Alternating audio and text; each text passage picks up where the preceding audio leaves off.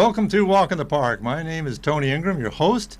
This is episode 117, recorded on October 14th, 2015. And if you want to see all of my shows, I've got them all up online, Walk in the Park, at walkinthepark.tv. Walkinthepark.tv, that's my video blog. So this week we are going to a little park, a very tiny park in Ithaca, but a very popular and well-known one, Ithaca Falls. And Ithaca Falls has been in the news a lot lately. We'll be talking about that quite a bit here in a few minutes. But let's first get oriented as to where Ithaca Falls is. Boom. Okay, this is the Fall Creek Watershed, as the map shows. And there's a whole bunch of sub-watersheds around Canandaigua Lake. The Fall Creek Watershed being the largest. And it's I think 140 square miles or something, but it actually up at the top there, it actually extends into Cayuga County, and there's a little lake up there called Lake Como. Not real little, it's not as big as Cayuga Lake, but it has houses around it and so forth. It's a nice area. And it travels rolling down right down into Tompkins County, Virgil, Dryden, and so forth. Well, Virgil's not in Tompkins County. Anyway, it goes over to Ithaca, as we know. Us Ithacans, we Ithacans. And it comes over the brim of East Hill, right next to Cornell University, which is in the center of the picture here. The lake to the left of center is Beebe Lake and Triphammer Falls, Triphammer Dam there. And then it goes down. The lower left is Fall Creek Gorge. And let's get another view of this. Let's zoom in a little more closely. These photos, by the way, are by Bill Hecht, who is a resident of the Cayuga Lake Watershed, and he loves to take pictures and share them from the air. So this is looking right in the center there. You can see, maybe you can see there's a bridge going over the gorge, and just below that is a white swath. That is Ithaca Falls, because Fall Creek finds the Cayuga Lake Valley, and it's a steep slope, and it pours off it and starts to form water. It started to form waterfalls thousands of years ago, and Fall Creek Falls is one of the biggest waterfalls in the state, and probably the biggest waterfall in the Cayuga Lake Watershed. Canandaigua Falls is taller, but it's not as wide. Ithaca Falls is like 150 feet wide, 175 feet wide, and 150 feet tall, whereas Canandaigua is 215 feet high, but maybe 30 feet wide or something like that. Once again, we're watching Walk in the Park. Walk in the Park. Walkinthepark.tv to see more. So let's take a look at some other pictures of Ithaca Falls. Oops, I'm sorry. That was in March when we had it nearly completely froze. It was, you remember that. You don't want to remember that. Let's go to June. This was, I think, like June 29th. We had a wet spring, so we may have forgotten it by now because we've had a couple of months of relatively dry weather and not getting that kind of flow. Here it was on Monday. There's a decent flow on it, and so it's sort of normal now. Well, you see those guys there? They've been working there, or at least one or two of them has been working all summer. And if you walked in this summer, if you walked into Ithaca Falls, you saw these signs along the trail. And in fact, the gorge has been closed much of the time. Evenings and weekends has been open, at least more recently, as work has been ongoing. But here's the sign that you see. Lead-contaminated soils have been detected in this area. Prevent contact with surface materials. Thoroughly wash hands, footwear, and clothes if contact occurs. For questions, blah, blah, blah. Contact U.S. Environmental Protection Agency. So they were doing a cleanup there. And let's take another look at the falls. We're zooming in a little more closely there. What is it they're cleaning up from? Well, many of us know the news from this area. But just to the right of the falls in the center of the picture, just to the right is the site of the old Ithaca Gun Company. Now, Ithaca Gun Company is very famous. There's two things that the city of Ithaca is famous for: Cornell University and Ithaca guns. And all over the country, and perhaps internationally, I expect as well, Ithaca guns have been sold. Here's the old factory that was right there. And it was just before, it was beginning to be torn down a few years ago. Up here in this picture, you can see that much of it is gone, but then you see those red buildings on the right. Those are gone now as well. But the Ithaca Gun Factory operated from the 1880s until about the 1980s, and then it moved to King Ferry in Cayuga County, and now it's in Sandusky, Ohio. It still exists, but it's still called Ithaca Gun Company, but it is not in Ithaca anymore. So the Ithaca. In fact, this is an ad in a newspaper from 1916. Annie Oakley of Buffalo Bill's Wild West show. She was the sharpshooter. The greatest lady shooter that ever lived, uses Ithaca guns, and I think probably shotguns here. And they were famous for their shotguns used in hunting, and they also made weapons for police and for the military. They're used in several wars. So there's quite a legacy, and unfortunately there is a toxic legacy from the Ithaca gun site. Now here we're looking at it again. This was just probably Friday or so. This is actually a screen grab from a video I took. But looking at the top of the falls from across the valley, and then you can see the Ithaca gun stack. We'll get some closer pictures of that later. That's the stack from their factory, and that's the site. But just between the stack and the falls, there is an area there that has a light-colored pad. That, I believe, is where the Ithaca Gun Company tested all its shotguns. They went out and shot the shotguns. I believe I read that every shotgun they made was tested there 10 times before they sold it. And that happened for about 100 years. So now we have had, actually we've had in the, I don't know, 10, 15 years ago, there was a cleanup for lead that was discovered that had migrated down into Fall Creek Gorge, because Fall Creek Gorge is just to the left of this bluff. In between the gun factory and the falls. And so people, of course, go in there. So here's a sign about the cleanup, which really got going in earnest last month. And you can see it says, maybe you can read it, it says it was closed, the natural area is closed between 7 in the morning and 4:30 in the afternoon. And then on the weekends, I think it was open. So, yeah, and I was over there, I don't know, last week or so, and here they were working, or a couple of weeks ago, they were working on the cleanup. This is where you probably can't make it out, but there's a big dumpster in the back there in the center of the picture, and they were bringing soil up that had been excavated from the base of the cliff. Here is their heavy machinery going down back into the gorge to get another bucket load of contaminated rock debris. So we're going to look at a couple. We're going to look at a couple of news reports. We'll start off with one in June. I think it was June 16th from WENY TV in Elmira, covering this topic. So here we'll go to that. Let me get that up here in a second. And that's. Oh, I missed. I meant to give you a beautiful. Introduction to the falls. I got ahead of myself here. So what we're going to look at now is a video of different prospects, different perspectives of the falls. And then we'll go to that news report. Okay, coming right up here.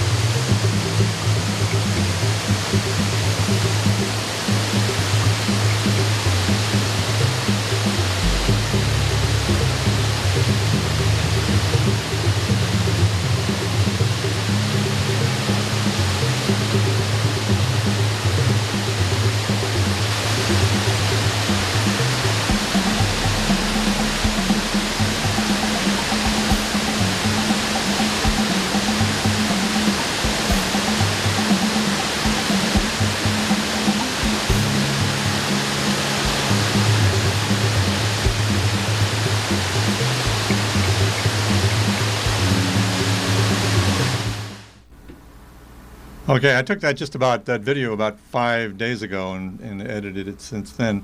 So now we're going to go to, of course, that was gorgeous and literally, and the falls are beautiful from all those different prospects. But now we're going to look at the prospect of Ithaca Falls from the standpoint of public safety and its toxic legacy, because Ithaca Falls, Fall Creek, has been used to power factories since Ezra Cornell in the early 1800s was working there to divert water through a tunnel, and there's a raceway down the hill from above the height of Ithaca Falls to power factories. Here's an old postcard. Ithaca Falls was once called Fall Creek Falls, and it was also once called Olympia Falls for a mill, the Olympia Mill farther upstream. So it's had different names over the years. People argue about it. But anyway, there's a toxic legacy from, as I mentioned, from the shotguns of Ithaca Gun Company. So let's take a look at that news report I was talking about from WENY in Elmira on June 16th, I think it was. Coming right up.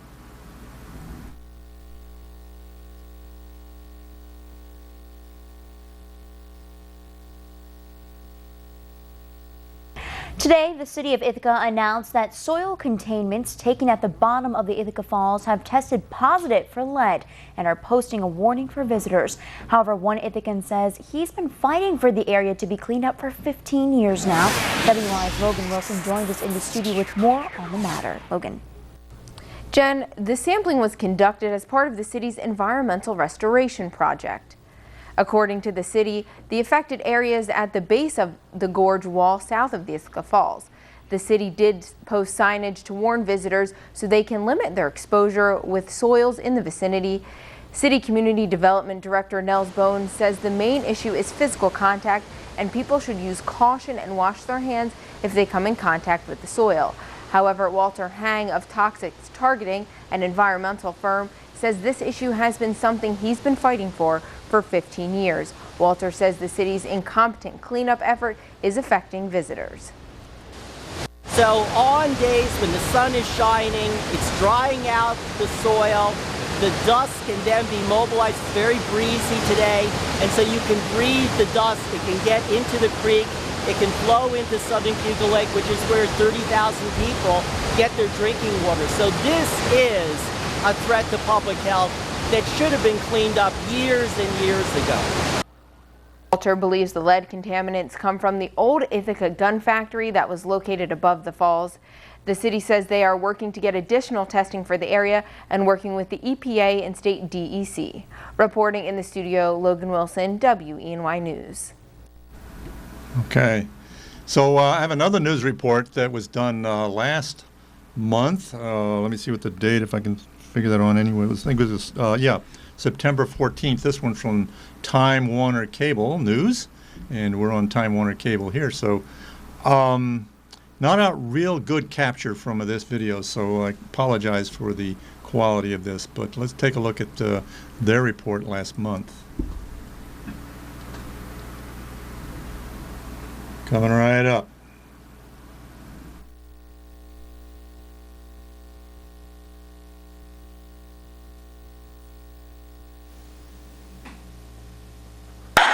Ithaca may be gorges, but not all of them are safe. A toxic metal has made the Ithaca Falls Gorge a health hazard. On Tuesday, the EPA begins their second lead contamination cleanup of the site in nearly 15 years. The city conducted their own about a decade ago at the former Ithaca gun factory next to the gorge. Environmental advocates are hoping the new effort will have better results. Enough is enough. After 15 years of one failed cleanup after another, I'm calling on EPA to come into Ithaca and clean up this entire area once and for all. The first cleanup took place back in 2002 at a cost of $4.8 million. While it is not known how lead contamination resurfaced in the gorge, one critic feels the city's job was a major contributor. They've cut every corner they possibly could. That's how come Ithaca Gorge got recontaminated. They should have used the same very sophisticated vacuum technology. The city hasn't commented yet on this accusation. However, an EPA source close to the project says it cannot be proven the city's work alone contributed. The source states that erosion could have been taking place simultaneously. A recent sample of lead taken by the EPA yielded a result more than 75 times safe levels within a confined amount of soil. The biggest problem with lead is that it impairs the mental development of very, very young children. Despite the city's posting of signs warning of lead contamination in the gorge, they never officially closed off access to the site ahead of the EPA's scheduled cleanup. According to the City of Ithaca website, they intend to keep the gorge area open on evenings and weekends while the EPA conducts the cleanup. In Ithaca, Philip O'Driscoll, Time Warner Cable News. Okay, I should say that the area up around the falls they're showing is not the area of contamination. So if you walk up the gorge, and the gorge is open now, by the way, all the time. We'll get into that in a second. The area right around the falls where people tend to stand and sit and so forth is not where the cleanup's taken place. It's not where any significant contamination has been found. So we'll get on to that in a minute. Once again, walk in the park, walkinthepark.tv to see all our shows. Here's a picture of the area where they did clean up on halfway up the trail to the falls. They've cleaned off the base of this cliff here of debris that's fallen down off the cliff.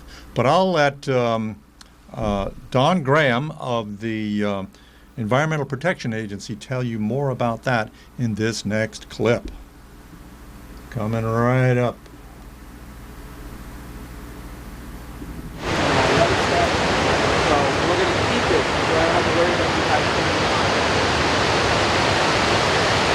What's your name? My name's Don Graham. I'm an on-scene coordinator for the US EPA, Region 2. And we're in the Ithaca Falls Gorge, just finished up a cleanup of lead-contaminated material that was began in the middle of September. Will be completed as of tomorrow, which will be what's tomorrow's date? The 14th? 13th, I'm sorry, 13th of October. And we will be coming back to install a fence and some warning signs to address some of the continuing contamination that we've identified here that's emanating from the Ithaca Falls Gun Company site.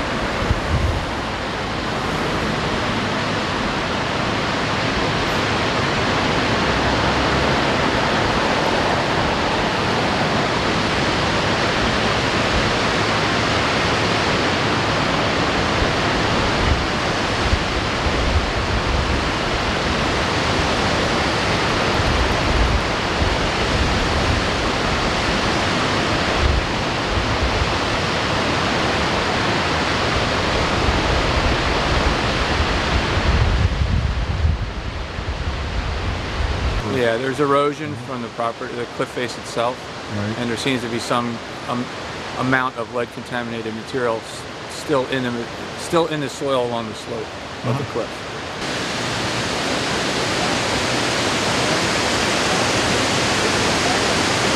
So down here, what have you done? We excavated all the material along the talus slope, which is the rock slope at the base of the cliff. That's all been removed, and we excavated a portion of soil at the foot of the talus slope, roughly 8 feet wide from the base of the talus slope to a depth of approximately 2 feet. And that's all been shipped off-site to a landfill. Where's the landfill, just out of curiosity? The landfill, I don't remember it off the top of my head. I think I talked to one of the other workers. They said they thought maybe Pennsylvania. Well, we had one shipment of hazardous soil that did go to Pennsylvania. The rest was non-hazardous, and that was shipped to another facility in New York State. Right. In total, we shipped about 170 tons of material out of here. Wow. What was the real source of hazard to the public here in that material? It's strictly a direct contact threat.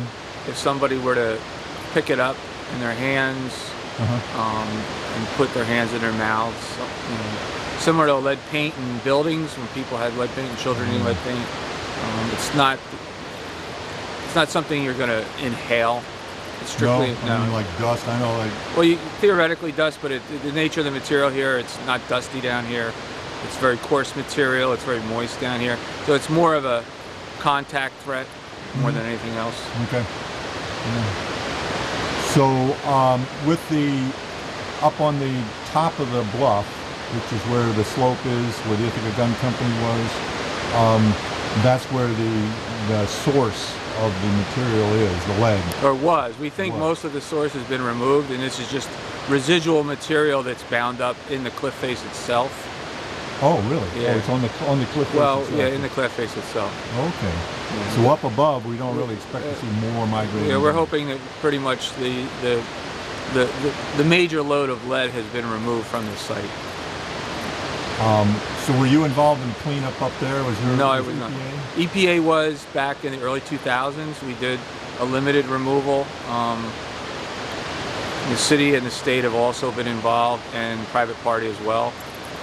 Like I said, all that was before my involvement with the project, so I don't want to say anything that's incorrect. Sure. I just know there's been multiple parties involved in the cleanup. Yeah. So they did that cleanup years ago, but some of that must have still been there and has come down on the into the gorge here. Is that essentially what it seems to be? Yeah. Yeah. Okay.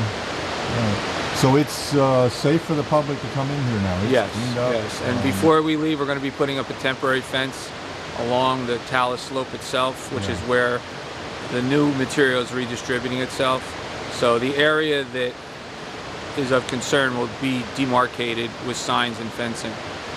So from the cliff face itself, like the bits of shale and stuff that come down, that's the stuff that might have some lead dust in it or whatever. Correct. You know, maybe from water bringing it down and falling or whatever. Exactly. Okay, so it's safe to walk in the gorge now, we're told. And it looks like that in the future there will have to be some more cleanup as stuff comes down off the cliff, because there's residual stuff on the cliff, and may or may not be something up in the site. It seems that Walter Hang thinks there is probably at the site itself, and may recontaminate, but it'll have to be cleaned out again. But there will be a fence. I understand it's going to be an aesthetically designed fence. Won't be ugly, and there'll be signs that won't be as intrusive as what you've seen this summer, to keep you away from material that may continue to filter down in that area. So this is the end of it, the other end of the cliff talus slope, as he called it, the end of the bottom of the cliff, right there where those men are standing, and from there on is not part of the contaminated area. So just walk on by. They'll be having that fence up soon, and just stay away from the cliff. You know, actually, another hazard, which is maybe a greater hazard, at least in the short run, of walking the base of these cliffs, is that these cliffs are not cleaned off for loose rock that can fall down. Every time you have an experience of, like we looked at earlier, this kind of thing, it freezes the rocks, and water gets into the shale and splits it up, and it'll come down the rest of the year, and at any time without a warning, and it can hit you and be dangerous. And that's why in the state parks they do what's called scaling.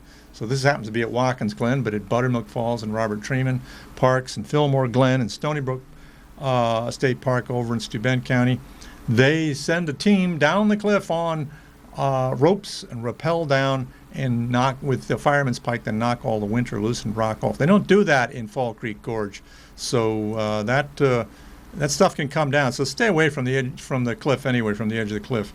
That's probably, at least in the short term, a much more significant hazard. You get hit by a rock, it can really hurt you. I know I've been hit, and it's working in the state parks. I ended up getting hit. So we're watching Walk in the Park, walkinthepark.tv. Join us. Actually, every week we're on at Time Warner Cable, Channel 13 in Ithaca, and go to my blog site there, walkinthepark.tv, and you can get the times. And but we're going to we're almost done here. We're going to take a little aesthetic trip over to Canandaigua Lake. Now, you look at the Finger Lakes here. This is a state parks map showing the central area of the Finger Lakes. And right in the center is Cayuga Lake. Then 2 lakes to the west is Canandaigua Lake. And it says Ontario there. That's Ontario County. And the village of Canandaigua up the northern end. Well, we're going to be down the southern end of the lake Actually, not this far down. You can see Canandaigua Lake up in the north there, but we're going to be up on the west side near the southern end with a photographer named Nigel Peter Benson Kent. And he's a much loved photographer in the Finger Lakes and takes many wonderful pictures. So what we're going to do is look at a video, a panorama that he made. Well, he took the panorama with photographs, and I made it into a video. So let's look at that as our final clip.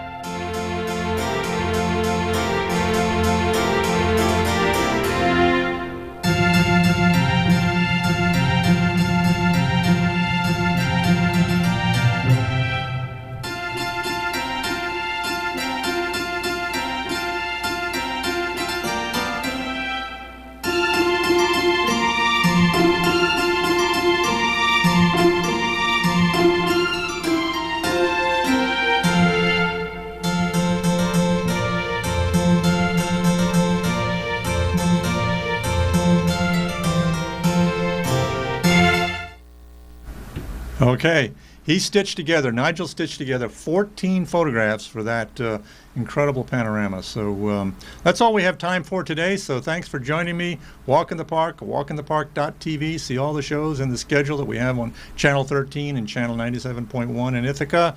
And we'll see you again soon. Thanks for joining me.